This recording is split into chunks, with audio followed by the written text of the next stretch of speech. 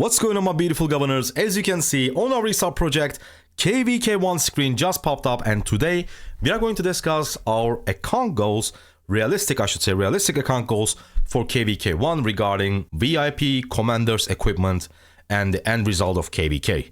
Without further ado, let's go. Spartans!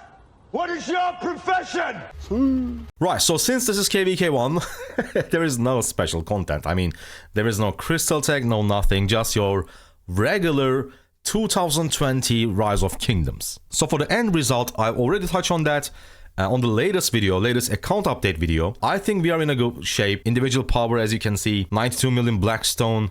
This guy, funny enough, his name is, or her name is, free to play. 82 million KvK1, oh god, and it didn't even start it yet. I can't wait to see where these guys will end up power-wise when we start KvK1. But definitely, it's going to be really fun to watch. 67, 55, whatever. So, I think in the end, we should be able to win KvK1 unless we fail really hard strategically. But, I mean, I don't want to say anything certain. You can never know what's going to happen, but I have high hopes.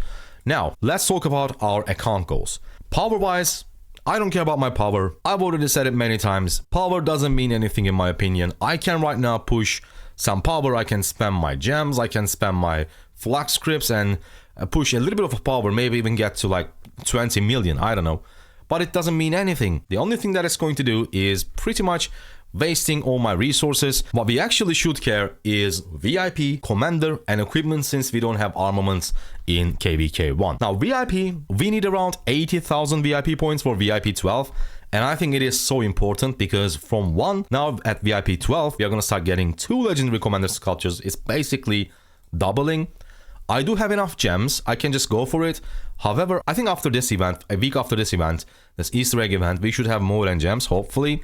But you never know, we will see. So basically, even though more than gems is like you need to spend 50k in total, 25k each day, I'm just going to spend 80k or whatever I need at that time to get VIP 12.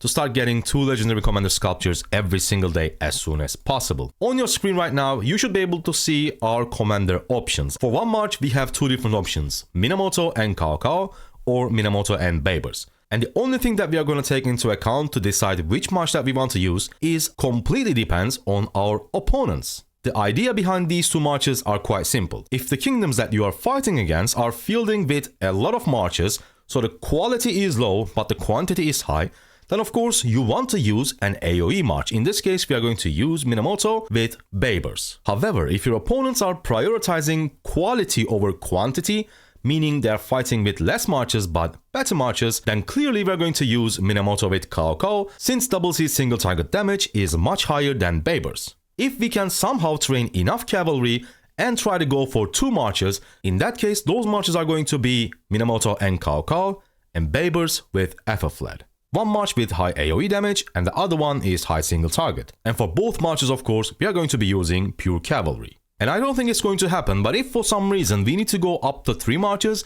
then we are going to use, in my opinion, the best epic march in the game, Sun Tzu with Bjorn. Yes, they are infantry. Yes, I have no infantry equipment, but I do have the blueprints and material to craft the gear if I need it. But as I said, I don't think that I will be using 3 marches, especially if it is an infantry march. For regular field fighting, I'm going to be using my Minamoto with Babers, and for objectives like Ancient Ruins or Altar of Darkness, where people can only send 1 march, I will be using Minamoto primary and KvK secondary, because in those areas there will be way less marches compared to regular open field. Right, so these are the commanders and marches that we are going to be using most likely in our KvK1. Just a quick side note, I didn't invest on Richard because this account, as I said, is going to be like a pure cavalry account. However, if you're free to play, low spender, you don't have, expertise Minamoto, or let's say you don't have Minamoto at all, in that case you can definitely consider going to Richard, because for free to plays and low spenders, especially in early game, infantry is a really good option because you have epic Bjorn,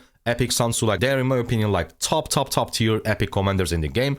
And also you have the best gold key commander, Charles Mehmet is great as well, but yeah, Charles Martel is really good and he works so well with low investment, like a 5-1-1-1, 5-5-1-1. Richard, just like Charles Martel, again works as 5-1-1-1 or 5-5-1-1. So you can definitely consider investing Richard if you want to, pre-KvK1, because later in the game you can use him for Canyon, Golden Kingdom, Lost Canyon or even just for chaining barbarians. But the maximum investment that I would recommend is going to be 5511. I don't really recommend anything more than that.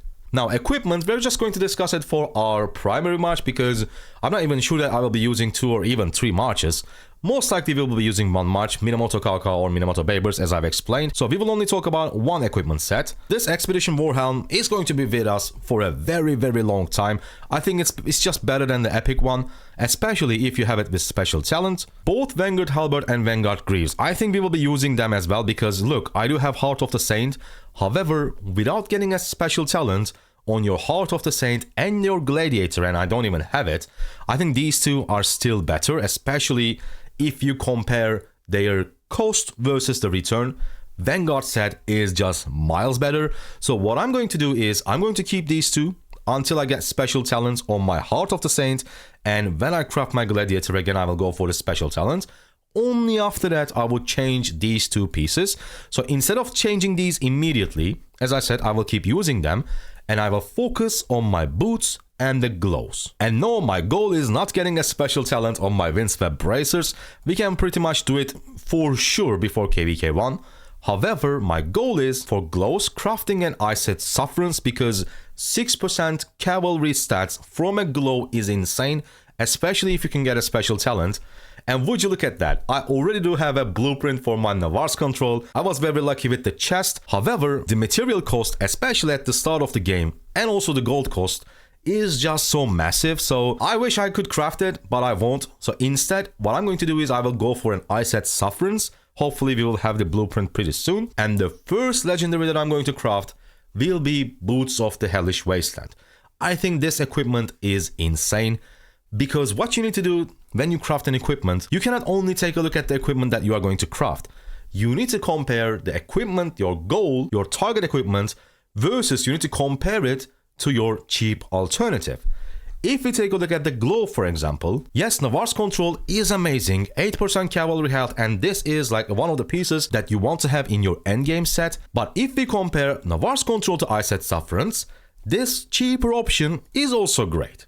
Now, let's take a look at the boots. Boots of the Hellish Wasteland, just like Navarre's control, it is a great item, 7.5% cavalry health.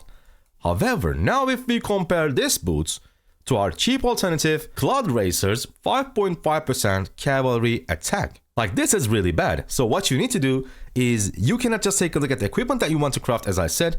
You need to compare it with the cheaper alternative and then identify the best option. And the best option is going to be a great legendary and a bad cheap alternative in like boots case for cavalry. Yes, a great equipment, but also a great cheap alternative.